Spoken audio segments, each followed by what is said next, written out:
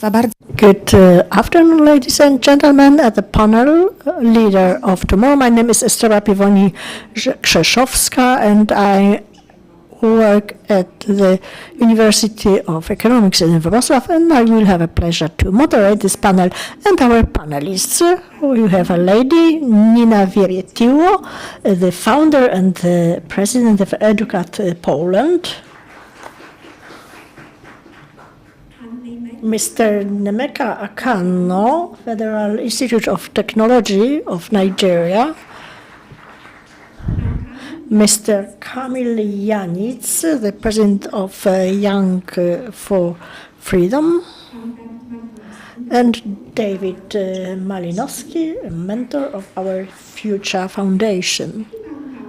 And Mr. Paweł Pigon, the student club of power engineers. The events of the last months related to the pandemic and the outbreak of the war in Ukraine caused that our today world is not Katie, but it is bunny. This is volatile, tense, non-binary, and not understood quite often. And leaders who are responsible not only for their organizations, but for their development must find their place in this new modern world. And I think that we all agree that this world, which is Vani, requires courage from the leaders. And what does it mean? Where do we find this courage? In which attitudes or behaviors? Let's start with a lady. Thank you very much for inviting me to this panel. And with regard to a brave leader, I would add that in this non-linear changing world, this is the ability of adjusting to changes. How it relates to the courage. Yes, this when we have a change, we must change our paradigm of thinking about the world. And sometimes, as the leaders, we must say, no, I'm not right. We must be able to admit it. Otherwise, other people will just don't respect our recommendations. So I have learned that I must be able to say, well, I've made a mistake, let's follow your vision. And I think that what we learn better and better, we have new media, new situations, new conditions, and younger and younger people are better better prepared for contact with customers. For instance, we have TikTok, and quite often people who are 17 or 18, they're much better in the social media than someone with 20 years of experience, because a different medium, there's a new medium. So this ability to change, to adjust to changes is most important in this time. Thank you very much. And now I would like to ask Mr. Nemeka.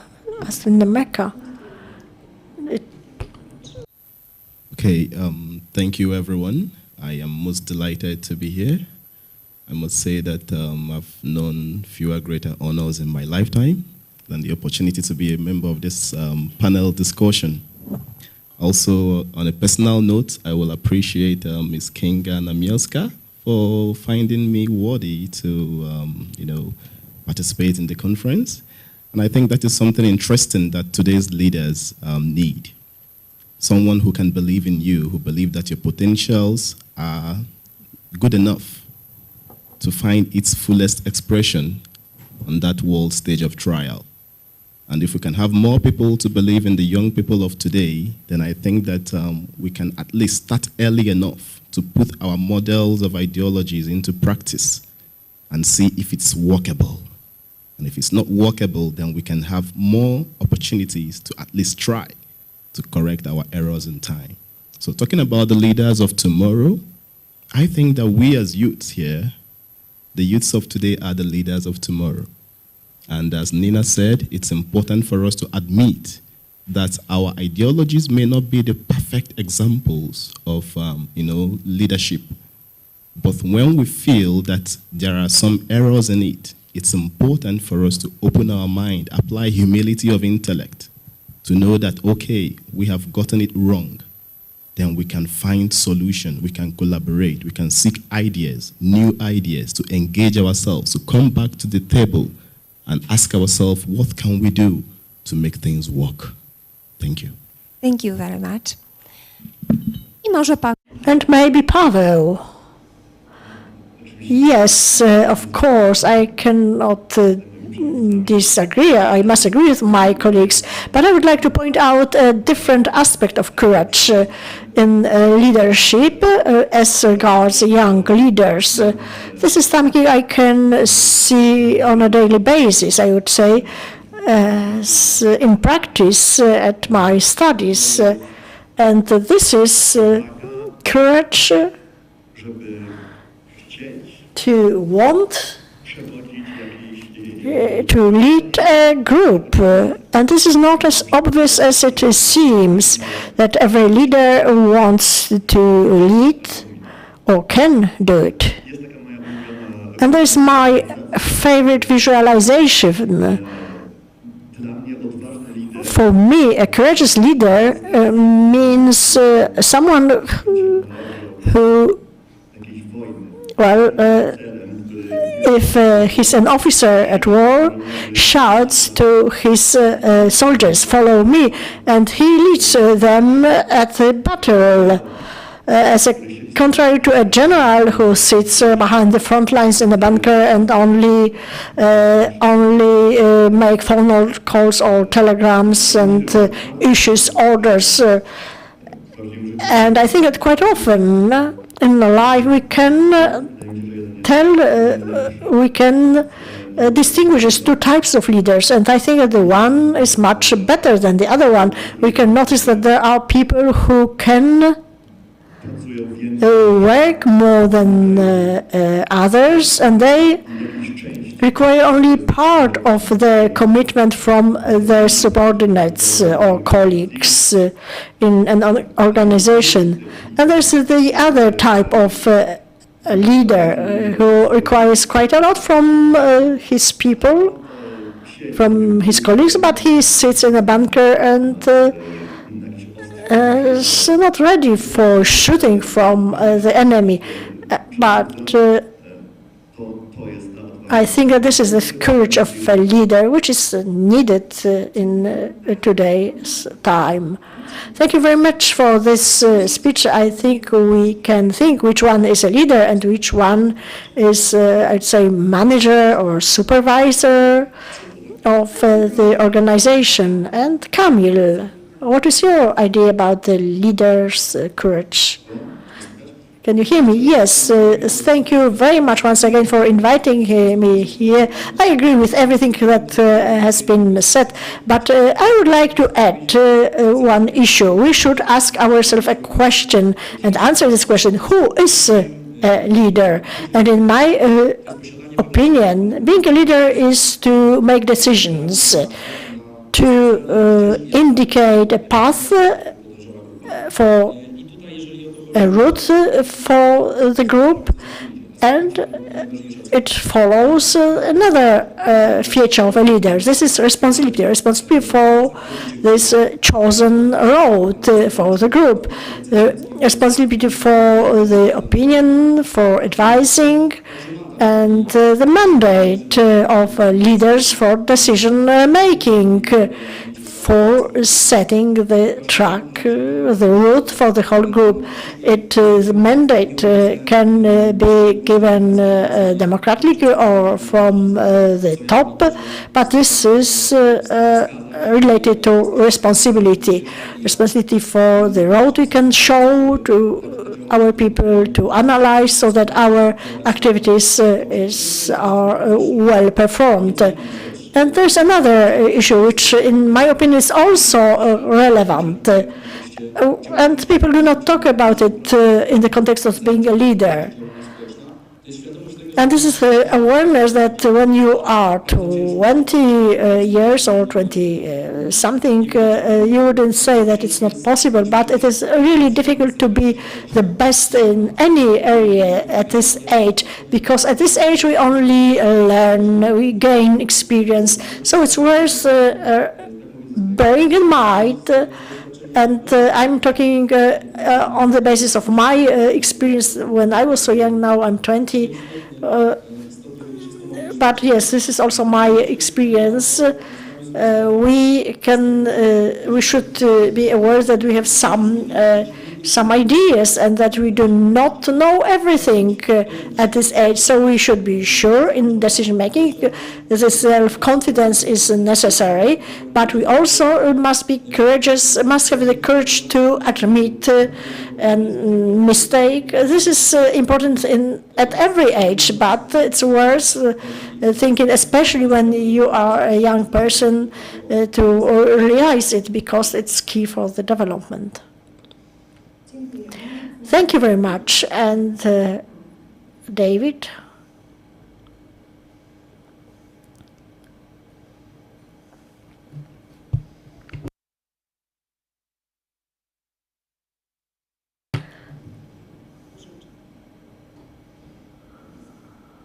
No, we don't hear it.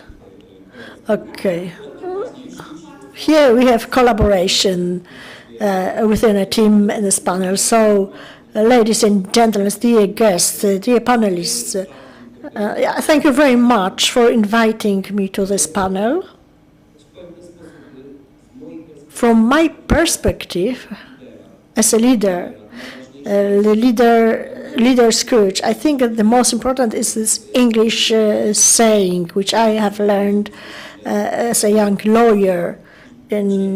For you, your supervisor or partner, the buck stops with him. So if anything happens, if there's any problem, any issue which must be solved, your supervisor, your boss, your leader, or your partner in the lawyer's office, it's a partner. At the end of the day, this person is someone who is at the front of the success of the team, who collects invoices for this well-done job, but in difficult times during crisis, he steps up in front of the customer, of the client, or other partners, and is responsible for his team, for the work of his team, his or her team. And this team should be mentored, and this is the courage to accept responsibility at any time, to be always responsible. And in fact, this is also a kind of modesty and the ability to accept constructive criticism, and to understand that we learn we build our careers build our businesses. We learn all the time, and we develop some skills and leadership talents. Only the one who doesn't do anything doesn't make mistakes, and a responsible leader must realize that when they do something, they must be responsible for their mistakes as well. Thank you very much. I'm really glad that so young people also point out this important thing, which is responsibility, so that not everybody can accept this responsibility and be a leader of a team. You are very young. I just was asked whether the age was a criterion for selection to this panel, but in organizations we have 4 generations.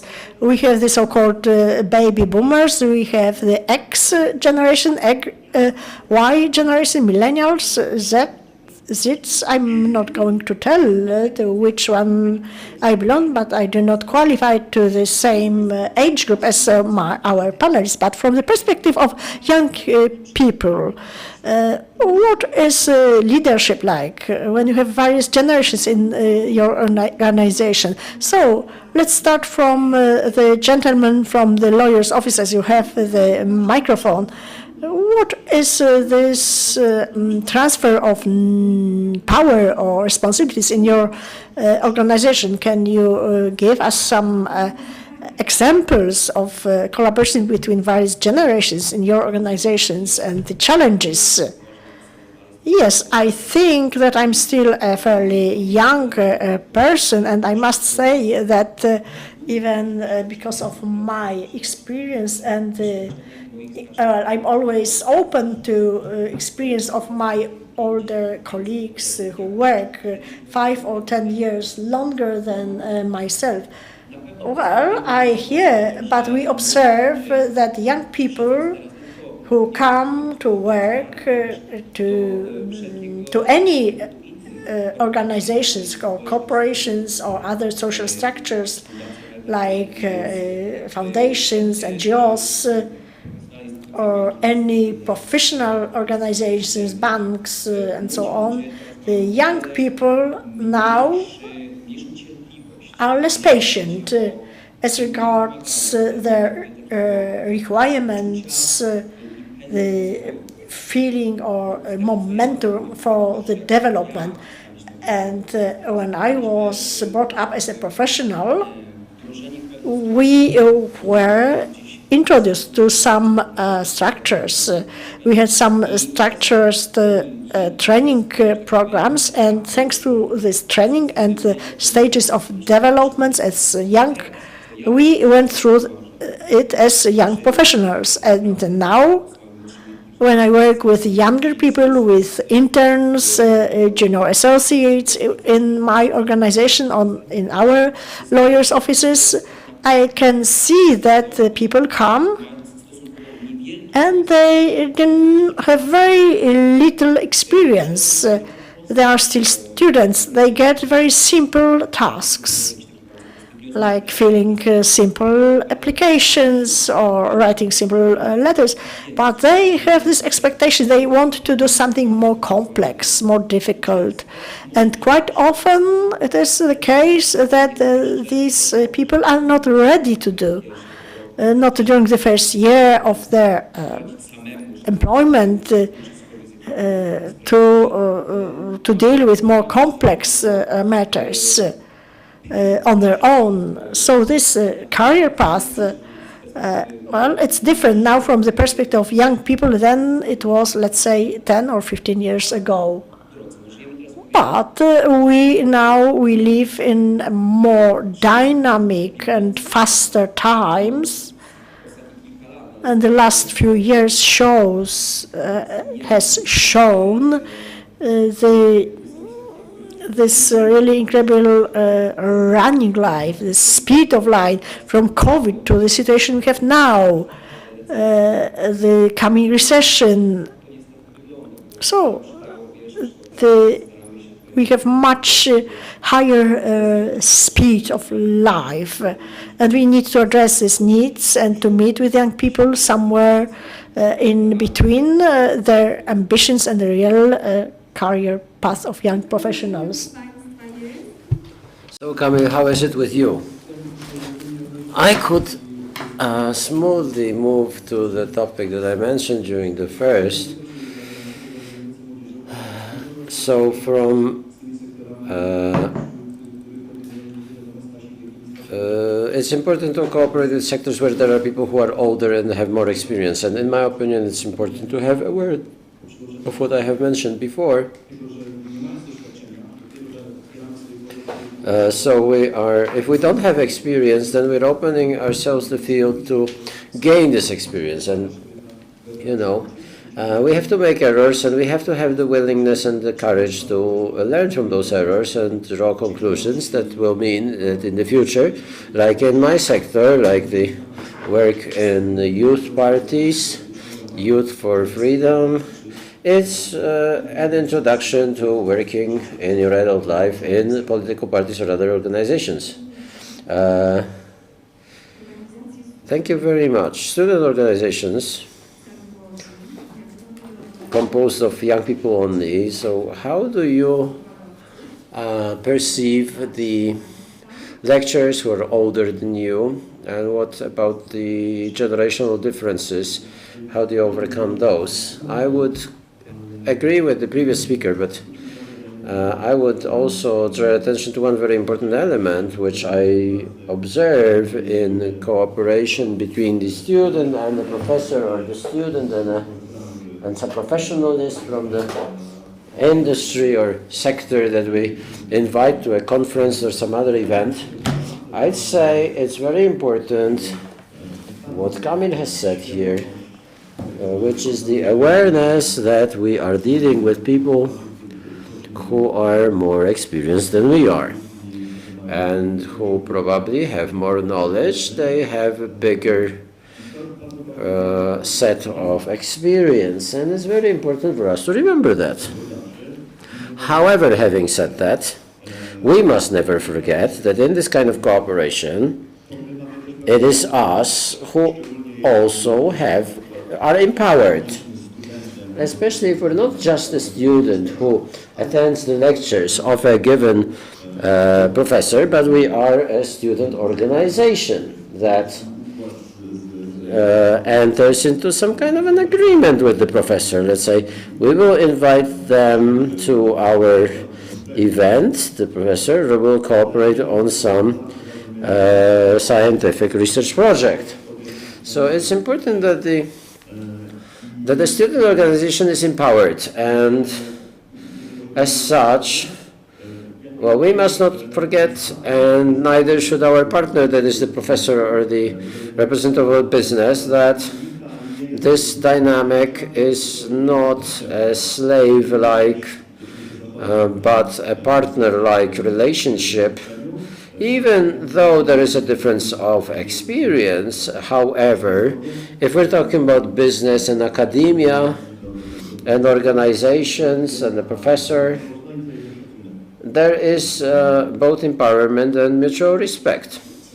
I don't know if you'd agree, but I'd say that in those intergenerational relationships, we can be mentors to one another. So the older generation can act as mentors to the younger, and the youth can provide the reverse mentoring. The older people also have a lot to learn, and you can point directions for development to the older generation. So let me turn to the lady here and ask whether in your organization there are generational differences, and how do you overcome this challenge? And from the point of view of a woman, so you're a female leader, how is that? That's a very good question and a very difficult one. I could spend an hour answering this, but now I employ 90 people in my company, and the age difference between the youngest and the oldest is 40 years. So you can say we've got 3 generations, because we've got people below 20. They manage the social media and the like the best. And we have the people between 20, 30, and then the ones between 30 and 40. And then we've got someone who is older than 4 or 5. So they are 4 completely different groups, and they have completely different needs. And we learn from one another, but we all had to somehow get used to one another to avoid friction, because the youngest generation who are becoming adult now have completely different expectations from work and from what they should get from the employer. And of course, the young people are different. One comes to work to make money, one to get promoted, one to learn. But they're very open to novelty, innovation, to working on any kind of conditions, frequently on commission. They frequently maximize their exposure to learning. And younger and older people, they want to have stabilization. They don't like it when a company takes a risky step.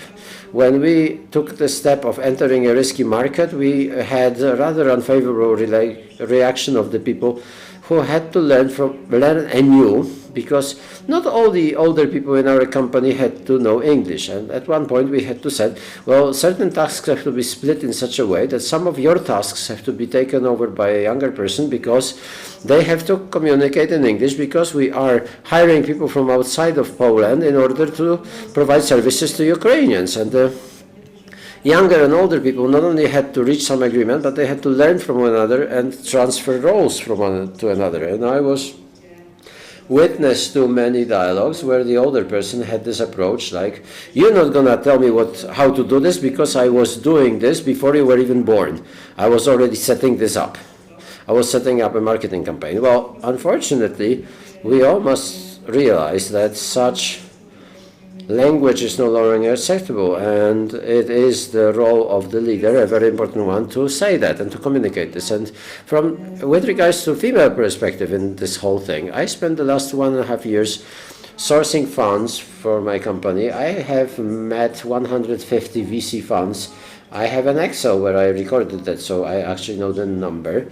I had met only 3 women during those interviews in the 150 VC funds.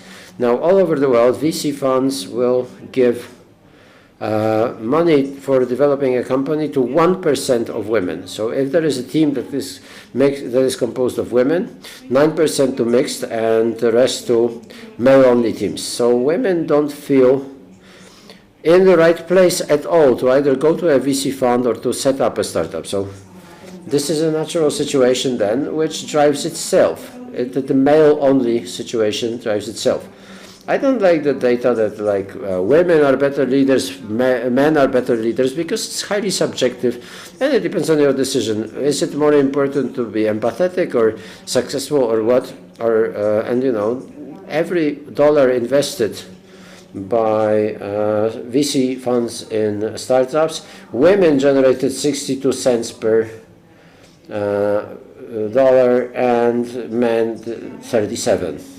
Women, as it turns out, actually employ 6 times more female employees in their company. So if the leader is female, they will employ more women. So if we increase the representation of women among leadership, this can have a snowball effect. And I'm quite happy when I can see that men see there is a problem. And I see more and more conferences and events where there are quotas set, that, for example, at the panel you have to have 50% of women, because if we are to talk about the perspective of people as such, well, 50% of the planet population are women. So you can't have just 1 woman per 10 panelists, because this suggests that you have omitted 40% of the humanity. So there is an example from a book that by a certain lady. She went to work for Facebook and Google, and they suddenly realized there was no toilet for ladies. They actually didn't have a toilet for ladies, because there were probably 2 women out of 30 or more people, and nobody actually demanded that. So this is an example that is somewhat extreme, but yeah, if you want to take a broad perspective, because who are your customers? The global population, so half of them are women. So if you don't have any women representing the company, and if nobody in the company thinks from a broader perspective and not just perspective of men and the perspective of decision makers, because women only hold about 23% leadership positions, 60% of companies have not a single woman on the board or supervisory board. So it will take a very long time to equalize this, if we ever do. But I am extremely happy, and it makes me extremely happy that more and more men seem to be realizing that there is a problem and are taking this into account. Yeah, and we just want to be treated equally, nothing more. We just want to be treated equally. And we will actually have to work on the group of panelists if we have the opportunity to meet next year, I mean. And you touched upon empathy here. Should a leader be empathetic? Is that a trait that belongs only to a female leader? Or can we take a look at this from the point of view of a man? And before I ask what the woman would have to say about this, Let me ask man. So, David, what would you say about the views of empathy in a leader? Oh, thank you. Empathy is an inseparable element of emotional intelligence. So for me, well, I see this as an absolute obvious thing, and every leader who is legitimately invested, they're not just invested in the professional and financial success of their team so that things would get together. They are also vividly and permanently interested in how, at any moment, their team, his or her team, feels. What challenges are there, what pressures are there that these people are feeling, and not just from the point of view of a given work environment and a specific place in the life cycle of transactions or some project, but outside of work. So the people who are part of the team, are they suffering from something? Let's say they're worried about something. Let's say their child is sick and they have a bit of a problem at work. Or, for the lady who works at that team, is her situation at home somewhat more complicated, and understanding this as a leader and creating a bit of a cushion so you can accommodate this, let's say, temporary inconvenience, and say to this person, okay, I understand that your daughter is sick, so just take the rest of the day off, because our wider team can handle the time in the meantime, and we'll manage. So that is a part of human professionalism and charisma, that as a leader, empathetic leader, you are demonstrating that you are interested in what any of our subordinates feels, where they are, and how to help them extract their best possible energy and output. So to close my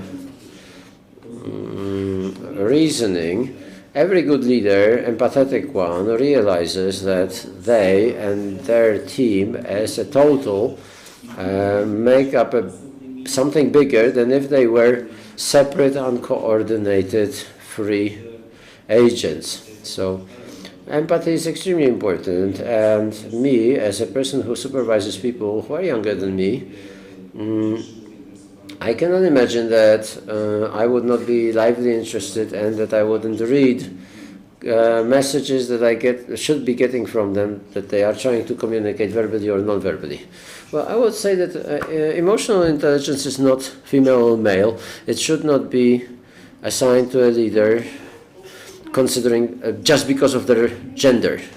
But David mentioned the pressure, that we are exposed to pressure, this change that has to occur in our organizations, and the people who are in those organizations are constantly under pressure. And recent past has shown us very serious examples of this pressure, and those changes impacted all organizations, including student organizations. And the question is, how do students, how do research clubs, how did they manage the pandemic? Because your organizations had to start working in a completely different way.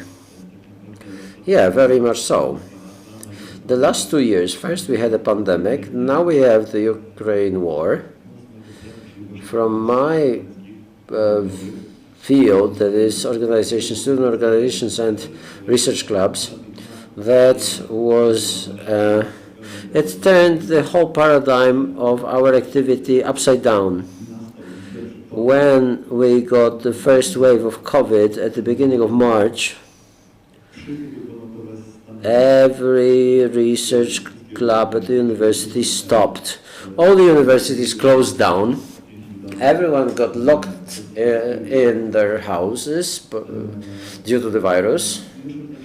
So everyone was locked down, and it was a very interesting case because over the first weeks, or actually months, you could say we had the temporary death of every organization of this kind. And what was even more interesting was that this was followed by a subsequent stage. The pandemic was still on. The lockdowns were still pretty strict. The universities were still closed anyway.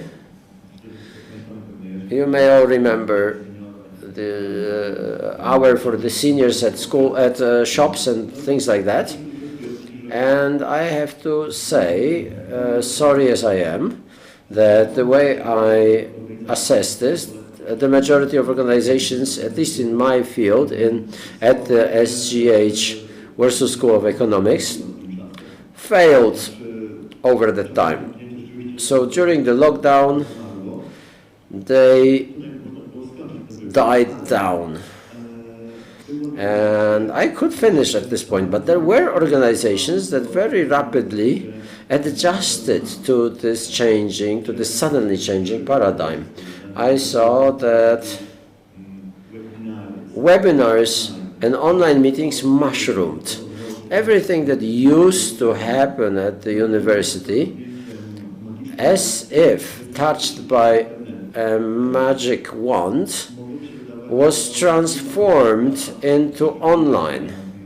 And it would have seemed to be difficult because an organization like this does not only do this sort of content-related matters like articles and conferences, but primarily they are a place where members integrate.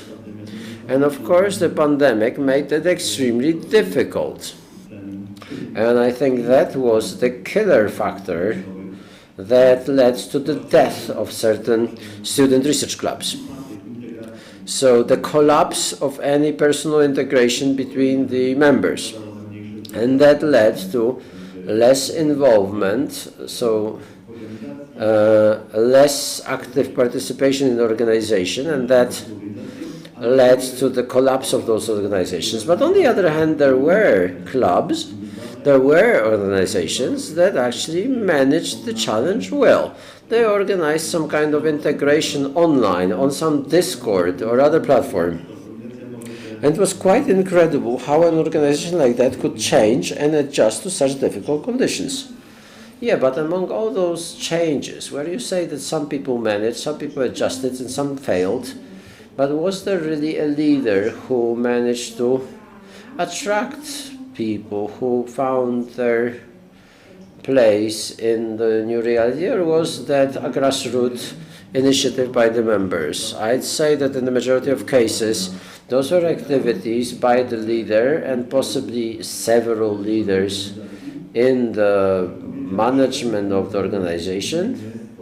I cannot remember in my community any grassroots attempt to integrate or any attempt to grassroots organize some event. The overwhelming majority was action by the leader of the organization or leaders who realized, okay, well, maybe there is a pandemic on, but that doesn't mean we are stopping any activities. We must do something. Nina, would you say that those challenges in terms of leader and the change in the business practice? Yes, this changes, the biggest changes in which occurred recently. Well, first was the pandemic, and this is a typical example. Everybody would say that, but what I referred to, we have new means of communication. We had Facebook, Instagram, and Google, and now we have TikTok, which I have already mentioned, and this forced my company to change. As I need different people to reach other people in Poland and in other countries. So this was a huge change and a challenge for me, because it's not difficult to hire people, but it's difficult to to give the power of a very important area like communication with a customer to people who are 7 or 8 years younger than you, and you know that you need them to get the message where you want to get, but you don't know how to do it. So in this case, we will have only new and new and new. I don't know whether we are going to have a new pandemic and new war. Hopefully not. But we have these changes all the time. So a leader must learn also, saying, I have no idea about it, and I need to find people I can trust. And I think that trust is a very important thing in leadership.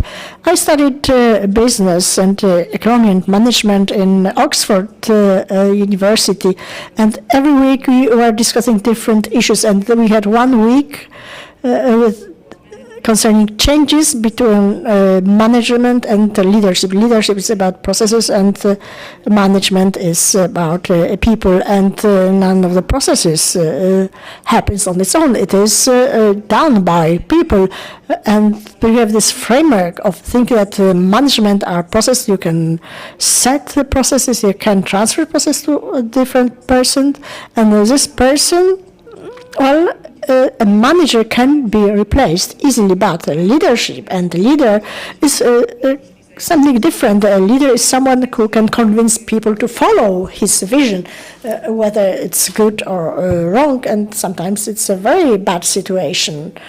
And leadership is much more difficult than management. And I believe that this word trust and empathy, these are 2 key words. The word has also open canon. What is your experience as regards the function and role of a leader in leading an international team? Can you share any of your observations in international collaboration? I would say first and foremost, talking about empathy, which is very paramount in today's world and in the life of every leader and manager, you should ask yourself, what do you expect of the order? What do you see in the order that is evident in yourself? And taking, for instance, this gathering, what I see in the order is my ability not to speak fluently in Polish. Mówię po polsku, ale trochę trochę. You know, so I wish I could speak as fluent as you can, so that we can, be on the same level playing ground. But then, as I'm unable to express myself in that regard, what I can request of you is empathy, to see yourself in me, that I'm having this difficulty to communicate in your language, and to try, even though you may not totally understand at ease what I say, that you should try to put yourself in my shoes and at least strive. So that is something important, and that is something every leader, everyone out there should look out for. That before you are a leader, you are first a human being, and that is recognition.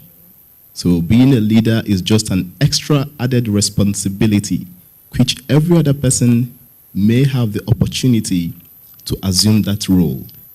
So when you remember always persistently that you are first a human being before you are the leader, then it will help you to approach leadership from a holistic perspective. Now, I've had the privilege to serve in several leadership capacities. Dating back to my years in Nigeria, I started off from my primary school as the vice president of the Drama and Quiz Club. So from there, I ventured into several leadership positions in the church. And then beyond that, at the university level, I was privileged to serve more profoundly as a president of the Students' Union government. And now in an environment, a climate like that of Nigeria, being a student union government president is not just a common position. It's a position that comes with enormous responsibility. And that responsibility spans across hundreds, if up to thousands of people. In my university, we had a student population of about 25,000 undergraduates. So that is basically, I would say, 10% of maybe the entire population of a city like Lublin, where I live. So you see that the responsibility becomes enormous, that the fate and destinies of your fellow peers lies in the decisions you make. And in those situations, I came to realize that what you expect or hope to find in the elderly ones by, say, the university management team may not always be what you expect. And when you come across those obstacles in ideologies, you are dismayed. You feel betrayed that those people whom you are looking up to serve as role models are not actually doing what you believe should be the right thing to be done. Now, what do you tell yourself? You now have the responsibility to identify that error and to make the commitment not to do the same mistakes when you rise to their level, and to try. Now, most times, those responsibilities comes with dire consequences, because when you try to implement your own model, your own ideology of leadership, the result may not always come at the time you expect it to come. So you need to apply patience. You need to understand that you cannot do it all, that your ideology cannot win the battle alone. But what is important is for you to realize that you have a role to play in this process, that you can only do the most of what you can while you can. Now, expanding it broader to incorporate international leadership, it's important for everyone out there who aspires to be on the global stage to approach that responsibility with an open mind, to realize that you may not always find people who share the same ideologies as you do. And when that happens, you don't shy away from the battle. Instead, you find ways to collaborate. A clear example is when I came into Poland in my university. Sadly, we do not have Polish language courses for international students. I took note of that problem. Now, I asked myself, do I just allow this problem to remain the way it is? What can I do? What is my role? What are within my rights as a student? So I recognize that I can make inquiries to know why it's not put in place. I was informed by my lecturers and university staff that the funding provided for such courses no longer exists. So what do? I wrote a letter to the rector to inform her that we have a need as international students to have the privilege to learn this language that our host communities speak with all joy. And if we cannot be able to understand this language, it becomes increasingly difficult for us to communicate. Now I've been able to do my own path. It was not implemented in this time, but I need to invest hope in the future that that little effort I have put in place can, some way, somehow, find its fullest expression in the future. So we need to also understand that when we make inputs, the result may not always come at the time we expect. But that consistency to keep trying will keep driving us into the future. Thank you. Thank you very much. Panie Kamil. So, Kamil, and do you have any international collaboration? Do you have any experience in international collaboration of a young organization of young people? Yes, of course. We take part in numerous projects, and we are either participants or organizers of various events. In this type of collaboration, certainly it's important to be aware, to realize that in international collaboration we differ, for instance, in culture, in the language, or what we like.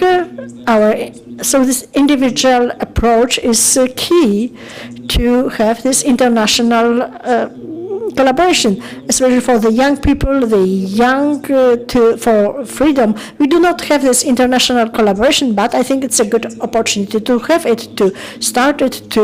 We have various freedom movements, for instance, in Lithuania, in Austria, There is this Austrian School of Economy, which also comes from Austria, and there are also liberal free market movements quite strong. And maybe this is a good reason to debate about it. Maybe it's worth to consider a collaboration like this. Thank you very much, ladies and gentlemen. We are coming to an end. It's nice to talk, and we could talk quite a long, but I was signaled that we need to finish. So I would like to wrap up our panel, and I would like to ask a question to everybody. What are the main competencies of the future leaders? What do you think? Of course, there are various competencies, many of them, but I would like every one of you to wrap it up, to summarize which competencies are the most important. Let's start with David. So please take the microphone. We need to collaborate. Thank you very much.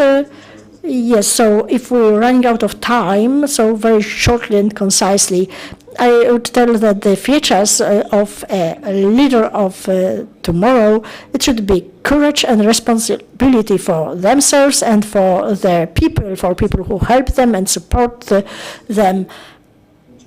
And the feeling of a broader mission for these people, to lead them to the objectives of a team, and not just to have personal ambitions, and people should not be included, and to not include the people in this personal ambitions, and empathy and emotional intelligence in a broad meaning, in building relationships not only with clients or contracting parties or partners, but within the team.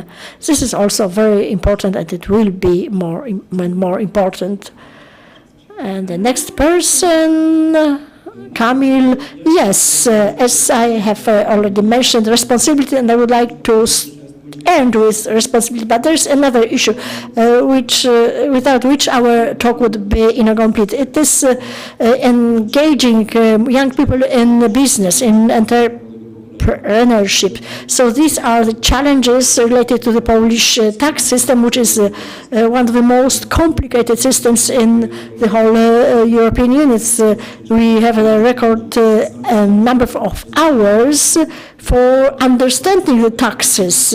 We have the tendency to make this tax system even more and more complicated, which is also a terrible challenge, also for young people, for young leaders who enter this business. And here we need the responsibility and the courage to face it. Thank you. And of collaboration. And now individual business. So just in 2 words, as a person who works with the Polish tax system, I can agree with my colleague, but going back to our question and to wrap it up from the beginning, as I have mentioned, the most important feature of a leader is to be able to encourage people to work, and this is very important in my area because we do not have these incentives, money for incentives to motivate them to act, but this ability to motivate people to make them work. So this going and with the flag, follow me, this is key. Well, you mentioned something we would like to talk about, but so we do not have much more time for this. So, Mr. Akano, what do you think about these key competencies or features of a leader of the future? What would be these competencies? Dziękuję. Regarding the competencies that I believe should be evident in the leaders of today and also tomorrow is first, our ability to recognize that we have a role to play in this life, and that for this life we have a short while to live, As youths, as young people, the vigor of youth can only last for a while. Life expectancy can reach up to 80 years old or 90 years. And we can only be youths, let's say actively, between the ages of 16 to, let's say, 60. And that's not so big a time. So when we recognize that we have a short while to live in this world, then we should be able to put in our consciousness into realizing that all efforts we make, all actions, inactions, and reactions we take can affect the next generation. That is to say that we must be able to take care about the things we do and to also recognize that it is important for us to have a sound spiritual base. Because when you live a life without spiritual consciousness, then we are not just being humans, we are also being people without compassion. So I think compassion is also essential in today's leaders. And I will end on this note, a quote by Barack Obama, that we have not come this far to fear the future. We have come to shape it. And I add that shape it, we must. Thank you. Czas Zakończę może w 3 słowach. Ja uważam jeszcze szczerość, autentyczność i Three ways: it's sincerity, authenticity, and transparency. It is a matter for a whole large debate for today and for tomorrow. Very important for the leaders. So thank you very much. And ladies and gentlemen, and I will summarize just to conclude. The leader of the future should be oriented not only for the organizational performance, but also for people, also focused on people, and we also have many issues open, subject related, for instance, to motivation. Thank you very much for coming to this.